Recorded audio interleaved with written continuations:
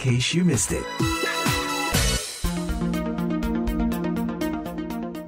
VOA This Morning, saya Karlina Amkas. In case you missed it, pada 25 Februari lalu, Presiden Donald Trump memperkenalkan Gold Card Visa atau visa kartu emas. Dengan kartu ini, orang asing yang berinvestasi $5 juta bisa menjadi penduduk tetap dan nantinya menjadi warga negara Amerika. Tawaran Trump ini muncul sementara Badan Penegakan Imigrasi Amerika terus bekerja mendeportasi orang-orang yang mempunyai catatan kriminal dan bahkan mereka yang melanggar izin tinggal. Kita akan berbincang mengenai dua isu ini dengan dua pengacara imigrasi asal Indonesia di Amerika. Mereka adalah Jason Lee di Los Angeles, California, dan Harun Kaler di Houston, Texas. Kita ke Jason dulu. Presiden Trump baru-baru ini mengatakan bahwa EB-5, apa yang disebut sebagai visa, biasanya ditawarkan untuk orang asing berbisnis dan pada akhirnya membuka peluang mereka untuk bekerja dan menetap di Amerika, itu akan segera dihapus. Sebagai penggantinya, Presiden Trump menawarkan apa yang disebut sebagai Golden Card. Apakah program yang ditawarkan Presiden Trump ini, kalau misalnya nanti disetujui, akan menguntungkan, bagus untuk investor dari Indonesia ke Amerika? Mungkin pertama kita harus pelajarin dulu sedikit struktur peraturan keimigrasian di Amerika di sini. Betul. Jadi dari tahun 1990, US Congress itu mengeluarkan peraturan untuk EB-5, yaitu untuk stimulasi ekonomi Amerika, untuk mendapatkan investor dari luar negeri, untuk mendapatkan green card. Jadi itu sudah di-approve oleh Kongres. Untuk sekarang ini peraturannya itu lebih sedikit dari $1 juta investmentnya, tapi harus di-invest di dalam satu bisnis yang aktif. Jadi is active investment, bukan passive investment. Syarat kedua yaitu investment ini harus mengakibatkan employment paling minimum 10 orang di Amerika di sini. Motivasinya bagus sekali, karena itu akan membantu ekonomi Amerika di sini.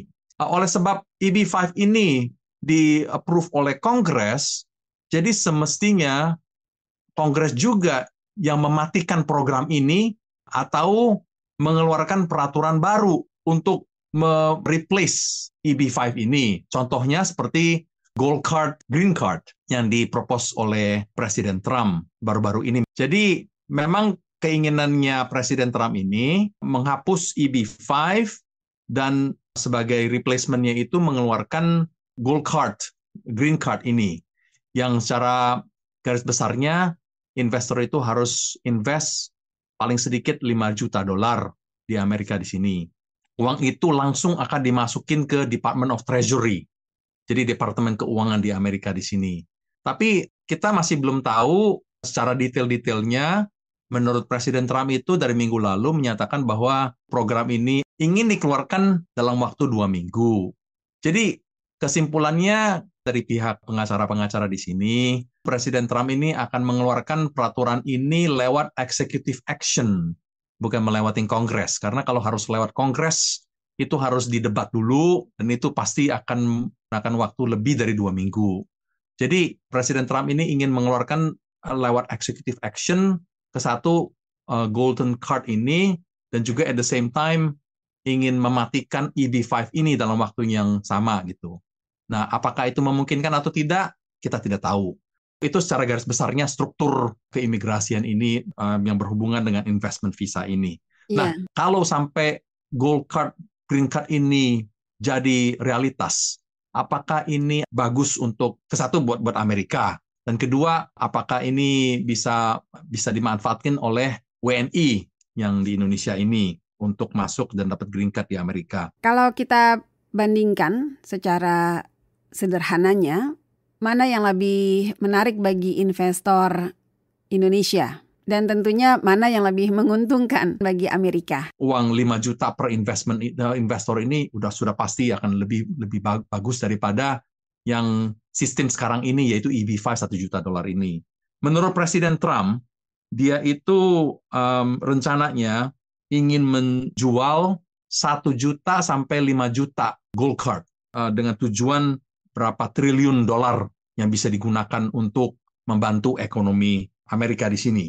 Nah, salah satu peraturannya itu syarat-syaratnya yaitu dengan menanam modal 5 juta ini harus juga membuktikan bahwa menggunakan berapa orang pegawai di Amerika di sini. Masih belum tahu detail-detail tersebut. Dan juga menurut Presiden Trump, selain daripada menanam modal 5 juta ini, dia juga harus bayar pajak. Ya itu sangat bagus sekali kalau memang ternyata bisa gitu. Dan apakah orang Indonesia bisa memanfaatkan program ini untuk masuk ke Amerika sebagai permanent resident? Sudah pasti bisa. Kalau memang ternyata gold card, green card ini memang jadi realitas ya. Banyak yang masih harus dipelajari. Kan dijanjikan katanya dalam 2 minggu sejak minggu lalu. Berarti kira-kira pertengahan bulan ini ya Pak ya akan mulai ditawarkan. Apakah itu bisa langsung diterapkan Pak dalam waktu cepat? Atau memang hal-hal kecil-kecilnya tadi itu masih harus diformulasikan dulu? Kalau menurut pandangan pengacara-pengacara, termasuk saya sendiri juga, ini kelihatannya sangat optimis sekali. Dalam waktu 2 minggu bisa mengeluarkan peraturan gold card, green card ini, dan at the same time bisa menggugulkan EB5 ini. Padahal udah lama juga EB5 itu ya. Sejak tahun 1990, Bu. Kalau menurut pandangan saya, Kongres itu akan object kalau digugurkan melalui executive action.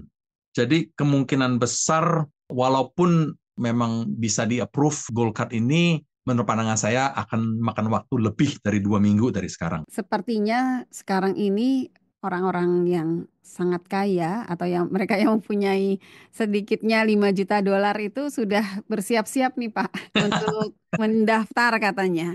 Iya, Tapi betul sih. sejauh ini di kantornya Pak Jason apakah sudah ada pertanyaan yang menunjukkan minat dari orang-orang Indonesia untuk mendaftar Golden Card ini? Ada yang tanya sih, Bu. Tapi apakah serius atau tidak, saya masih belum tahu, Bu. Saya kasih tahu, ya masih belum ada keluar peraturannya, apakah orang yang berminat ini memang bisa mengikuti syarat atau tidak. Karena salah satu proses dari EB5 ini yaitu vetting ya. Karena Amerika itu tidak mau EB5 ini digunakan untuk money laundering atau untuk orang yang drug trafficker atau gimana gitu ya. Nah, apakah gold card, green card ini akan menggunakan vetting yang sama atau tidak, kita tidak tahu. Makanya saya anjurkan kepada potensi klien saya ini untuk tunggu dulu sampai keluar dulu peraturannya bagaimana, baru kita bahas kembali lagi gitu lah. Ya, supaya lebih jelas ya. Iya. Ketika diumumkan soal Golden Card ini, itu mengingatkan saya langsung dengan program di Indonesia sendiri, Bapak. Oh Tawaran ya, untuk Golden Visa disebutnya ya. Karena iya betul Bu. jumlahnya persis sama itu, 5 juta dolar dan Betul. memungkinkan untuk bisa menetap bahkan menjadi warga Indonesia ya. Setahu saya, Golden Visa di Indonesia ini baru dimulai dilaksanakannya akhir tahun lalu. Mungkin ada sedikit berbeda dengan apa yang dipropos oleh Presiden Trump ini. Kalau yang dipropos oleh Presiden Trump ini kan green card ya, jadi permanent residency. Kalau permanent residency berarti boleh dibilang selamanya ya. Jadi seseorang itu bisa pegang green card itu selamanya seumur hidup, ya kecuali harus diperpanjang mungkin setiap 10 tahun kayak begitu. Tapi setahu saya, Golden Visa Indonesia itu hanya diberikan kepada orang yang qualified, mengikuti syaratnya antara 5 sampai 10 tahun saja. Kalau sudah 10 tahun itu, kalau masih qualified, apakah masih bisa diperpanjang 10 tahun lagi itu? Nah, itu kita masih belum tahu. Orang yang bisa diberikan memanfaatkan Golden Visa ini di Indonesia itu lumayan banyak kategorinya gitu sih. Bukan hanya pengusaha saja, tapi bisa sampai orang yang sudah lanjut usia, yang lebih dari 60 tahun gitu. Itu juga dianggap Golden Visa juga gitu. Jadi agak sedikit berbeda juga dengan Amerika sini. Kalau Amerika sini kan gold card, green card-nya itu kan hanya untuk orang yang invest uang di sini untuk mendapatkan green card-nya. Tapi Golden Visa itu bisa dimanfaatkan oleh orang yang tidak perlu invest uang untuk mendirikan bisnis. Tidak mendirikan bisnis pun masih bisa. Sekarang saya mau tanya hal lain, Pak, mengenai Oke. situasi keimigrasian di Amerika yang banyak membuat cemas orang-orang yang tinggal di sini, baik yang sah maupun yang boleh dibilang tidak sah, atau kita bisa bilang tidak berdokumentasi. Kalau secara hukum dianggap ilegal, bahkan banyak yang bilang secara singkatnya adalah imigran gelap. Sekarang ini situasinya seperti apa, Pak? Ya, itu banyak yang cemas ya, Bu ya. Terutama sudah undocumented yang tidak punya status lagi di Amerika di sini. Jadi sangat cemas sekali karena ICE itu kan sudah diberikan kekuasaan untuk tidak memprioritaskan lagi imigran-imigran yang criminal record ya. Jadi artinya semua imigran yang tidak punya status itu dianggap prioritas. Jadi siapa juga bisa dicari. Itu ke satu. Kedua, tempat-tempat yang sensitif, contohnya rumah sakit, sekolah, dan tempat ibadah itu dianggap protected areas. Kalau sekarang is fair game. Kalau ICE mempunyai warrant ingin masuk ke tempat ibadah, contohnya, atau ke sekolah untuk ngecek, bisa saja. Itulah kecemasan yang sangat mengkhawatirkan sekali itu tuh sekarang ini.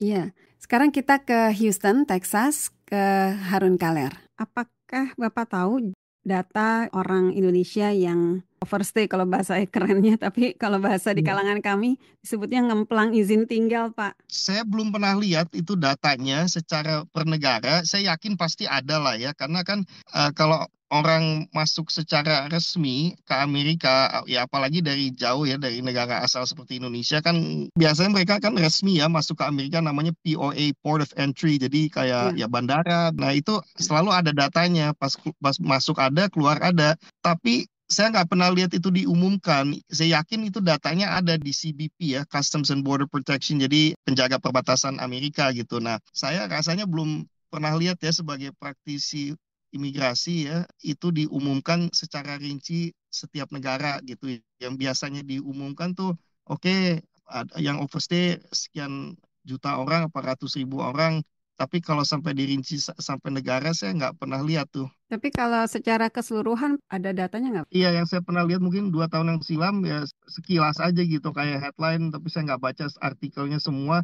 Menurut data daripada DHS ya, Department of Homeland Security, katanya 60% dari orang gelap yang ada di Amerika ini karena overstay. Saya nggak tahu datanya itu dapat dari mana, akurasi data itu dari mana, apakah diverifikasi, karena kan agak sulit ya untuk mendata orang yang masuk gelap. Namanya juga dia masuk gelap ke Amerika dari perbatasan Kanada atau Meksiko. Ya kalau yang ketangkep oke, ada datanya gitu, karena disidik jari, difoto, lantas diterbitkan surat panggilan ke pengadilan. Tapi kalau yang lolos, yang berhasil masuk kan kita nggak tahu. Makanya dari segi politis setiap kali suka ada pemilu terus ya digembar-gemborin, di sini di Amerika ada 11 juta orang gelap, ada 20, ada 15. Sebetulnya akurasi angka yang betul-betul mereka sampaikan ke publik itu kita nggak ada yang tahu ya, apakah betul tidak gitu. Tiap tahun yang keluar pemohon-pemohon suaka yang dari negara mana dan siapa yang dikabulkan dan lain sebagainya, itu betul ada datanya. Tapi juga yang menghimpun juga bukan dari pemerintah. Apa yang harus mereka lakukan? Apakah mereka harus kontak pengacara sekarang ini? Kalau kontak pengacara, apa yang harus mereka siapkan? Ya, biasanya kan seperti kayak ke dokter ya, mungkin akan dimintai keterangan oleh si pengacara yang terkait untuk memverifikasi dari segi hukum, ada nggak pasal hukum yang bisa membantu orang ini. Apa yang perlu dibawa ya selain informasi data diri sendiri, ya mungkin kalau memiliki paspor dengan visa itu juga menolong, paling tidak kita bisa lihat. Kalau tidak memiliki apa-apa ya hanya dimintai keterangan yang sesuai yang tadi saya uraikan gitu. Kendalanya kadang celah hukum yang bisa dipergunakan untuk yang bersangkutan itu memang sangat terbatas ya. Tapi paling tidak kan mereka udah tahu ya, kalau sudah konsultasi, mereka mungkin tahu, iya ya saya memang udah istilahnya mati kutu, nggak bisa ngapa-ngapain, tinggal nunggu waktu aja. Atau memang mungkin yang bersangkutan memilih, ya daripada saya ditahan, udah saya pulang sendiri gitu ya. Tapi daripada nerka-nerka, ketakutan sendiri, terus malah parno, ya lebih baik kan bicara dulu dengan pengacara. Ya paling tidak mereka tahu, iya masih ada harapan atau memang saya nggak ada harapan gitu. Nah itu habis itu ya mereka harus memilih sendiri mau seperti apa tingkah lakunya. Apa yang Bapak bisa sampaikan ke mereka supaya mereka agak adem lah gitu, Pak? Saya hanya bisa tarik garis kembali kayak misalnya waktu pasca 9/11 ya, itu beberapa teman-teman saya juga yang saya kenal, mereka memilih untuk pulang. Jadi dia lapor diri, terus pas dia lihat situasinya kok genting sekali. Saya sendiri pun kadang suka mikir, saya juga pingin pulang ke Indonesia, retire ya, pingin pensiun, karena ya udah kangen sama tanah air, dan sebetulnya pilihan-pilihan atau kesempatan di Indonesia juga banyak ya. Tapi memang itu tidak bagi kita semua ya, tergantung juga pendidikan, pengalaman kerja, dan lain sebagainya. Memang situasi saat ini di Amerika sangat amat tidak nyaman, saya pahami betul ya. Tapi mudah-mudahan badai juga akan berlalu. Pak Harun, terima kasih banyak. Makasih waktunya, Mbak. Pak Jason, terima kasih banyak. Terima kasih sama-sama, Bu.